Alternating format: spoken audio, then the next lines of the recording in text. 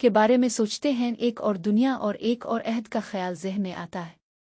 वो ज़माना था जब इंसान और हैवानात के दरमियान खाया पिया था, जब यख बस्ता था और घने जंगलों में जानवरों का राज था।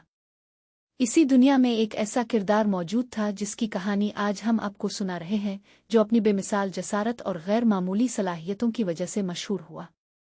ये कहानी है व्हाइट फानक की, एक ऐसे जानवर की जो इंसान और हैवान के दरमियान के तसादुम को ज़ाहिर करती है और हमारी समझ को चैलेंज करती है कि हम अपने आसपास की दुनिया को किस तरह देखते हैं। व्हाइट फानक की कहानी लिखने वाले मशहूर अमरीकी मुसन्निफ जैक लंदन थे, जिन्होंने अपने अदब में इंसानी नफ्सियात और हैवानी फितरत के बारे में गहराई से लिखा है।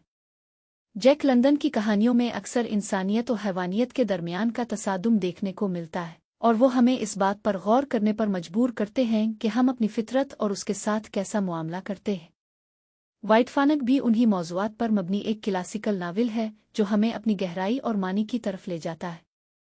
व्हाइट फानक की कहानी अमेरिका के जंगलों में शुरू होती है, जहां ये एक भेड़िए की औलाद के तौर पर पैदा होता है।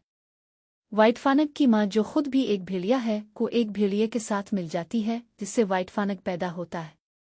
व्हाइट फानक की जिंदगी का आगाज बहुत ही मुश्किल हालात में होता है, जहां वो अपने भाइयों और बहनों के साथ जिदोजहद करता है और अपनी मां की देखभाल में रहता है। लेकिन वक्त के साथ साथ व्हाइट फानक को इंसानों के साथ सामना करना पड़ता है और वो इंसानों की आदत और से आशना होता है। यहीं से व्हाइट फानक की दास्तान शुरू होती है, जो इंसान और हैवान के दरमियान ताल्लुकात को बहुत ही गौर तलब अंदाज में बयान करती है। व्हाइट फानक की कहानी से हमें बहुत सी अहम सबक मिलती हैं, लेकिन उनमें से एक लेसन ये है कि इंसान और हैवान के दरमियान ताल्लुकात कितना अहम होता है। व्हाइट फानक की जिंदगी में इंसानों की शिरकत ही इसे एक नई दी देती है और वो इंसानों के मुआशरे का हिस्सा बनता है। ये हमें इस बात पर गौर करने पर मजबूर करता है कि हम अपने आसपास की दुनिया के साथ कैसा मुआमला करते हैं और कैसे अपने आसपास के हैवानों के साथ रहते हैं।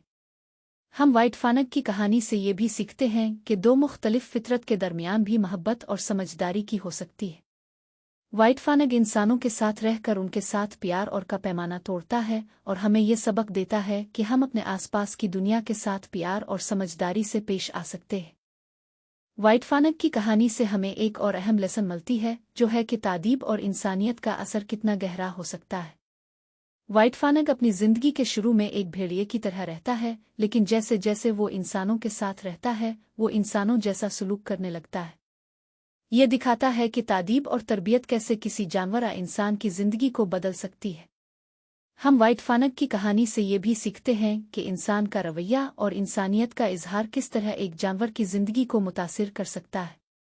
व्हाइट फानक के जैसे कि वार्डन की मेहनत और समझदारी व्हाइट फानक को एक नई जिंदगी देती है और वो एक ऐसा जानवर बनता है जो इंसानों के साथ रहने के काबिल होता है।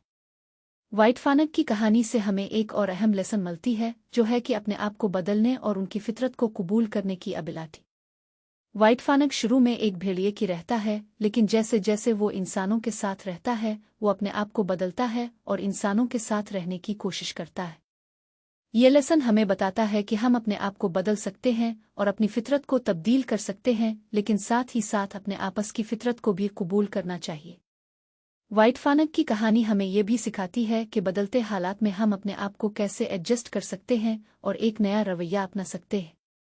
व्हाइट फानक के किरदार से हमें ये इंस्पिरेशन मिलती है कि हम अपने आप को कैसे बदल सकते हैं और अपने आप की फितरत को कैसे कबूल कर सकते हैं। व्हाइट फानक की कहानी हमें बहुत कुछ सिखाती है और हमें अपने आप को देखने और अपने आसपास की दुनिया को समझने के लिए पर करती है।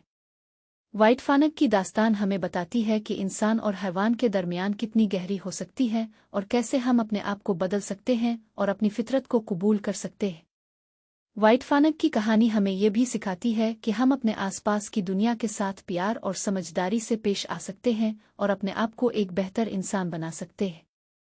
व्हाइट फानक की कहानी एक अहम है जो हमें अपने आप को देखने और अपने आसपास की दुनिया को समझने के लिए प्रेरित करती है और हमें ये उम्मीद देती है कि हम अपने आप को बदल सकते हैं और एक बेहतर दुनिया बना सकते हैं।